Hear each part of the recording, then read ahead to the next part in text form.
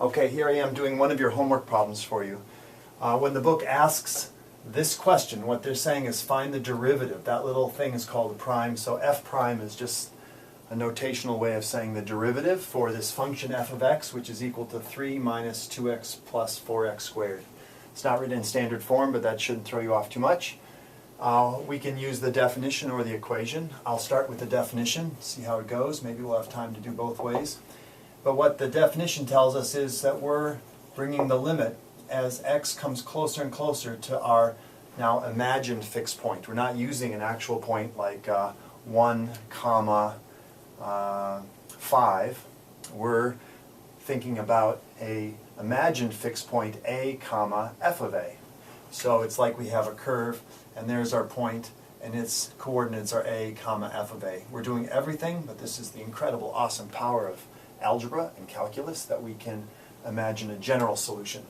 So what we do is we have our slope, our rise over our run.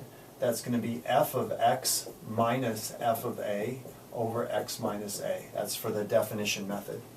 Well, I fill in what it is, and it's going to be equal to the limit as x approaches a of f of x is just this.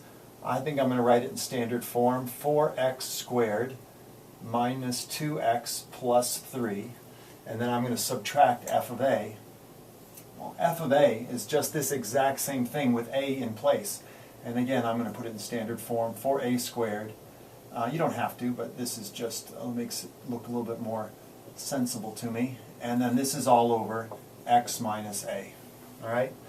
Well, what you're going to do is you're just going to clean that up and then factor that in and hope that you get a good result.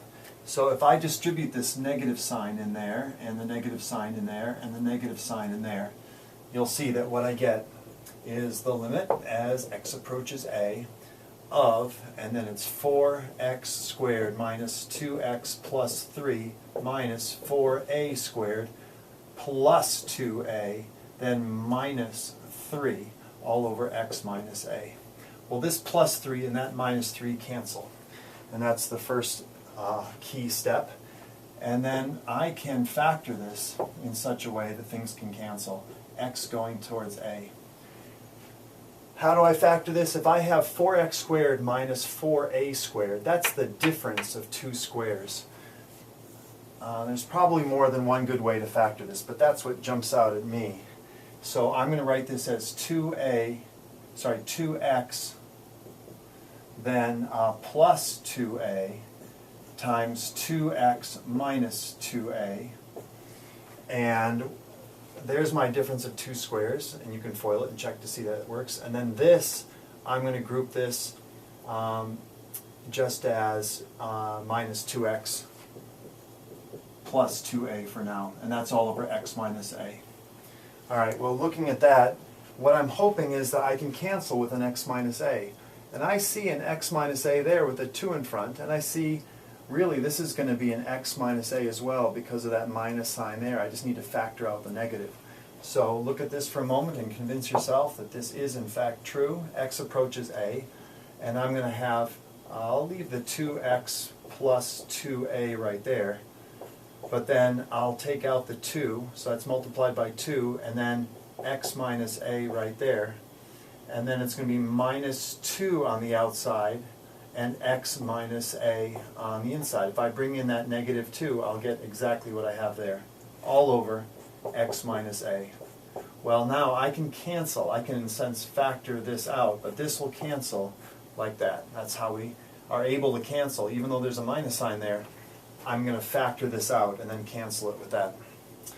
What I get then is the limit as x goes to a of, I'll multiply the 2 back in there, 4x plus 4a, and then minus 2 all over 1, all right, when I've canceled.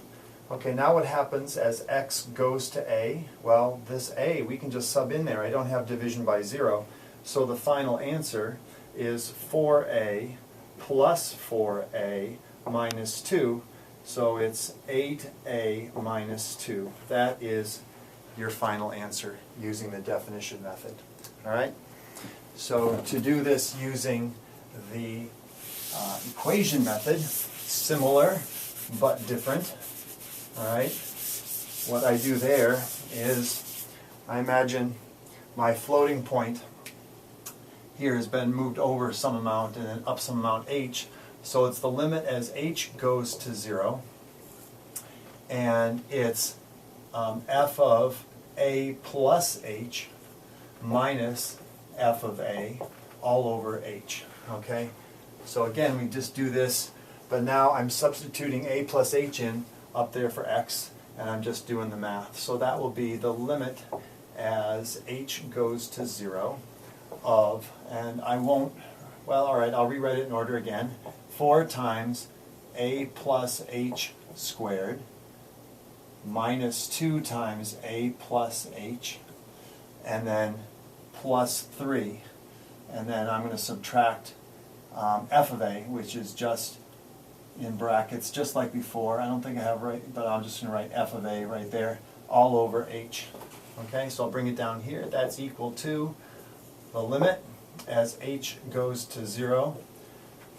And I'm going to FOIL that out and multiply it by 4. So it's 4 times a squared plus 2ah plus h squared minus, and then 2 times a plus h plus 3, and then minus, it's going to be 4, I'll put this in big brackets, 4a squared minus 2a plus 3.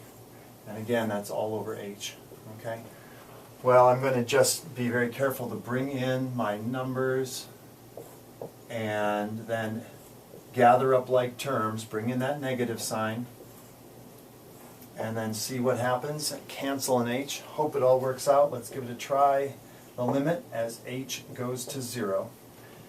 And then that is 4a squared plus 8ah plus 4h squared minus 2a minus 2h, and that's plus 3.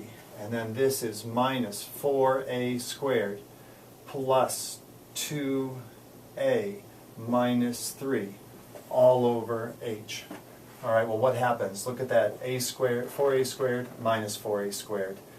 Here's a plus 3, there's a minus 3. And minus 2a and plus 2a.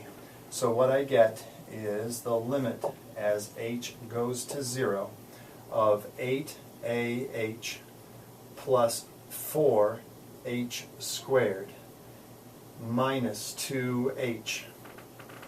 And that's it, all over h. Well, what cancels here are the h's, and this equals the limit as h goes to 0 of 8a plus 4h minus 2. And as h goes to 0, that just drops out, and I get 8a minus 2, just like before. Okay? There's a lot of crazy letters and factoring and foiling, but if you go carefully and go slowly, it'll work. Good luck.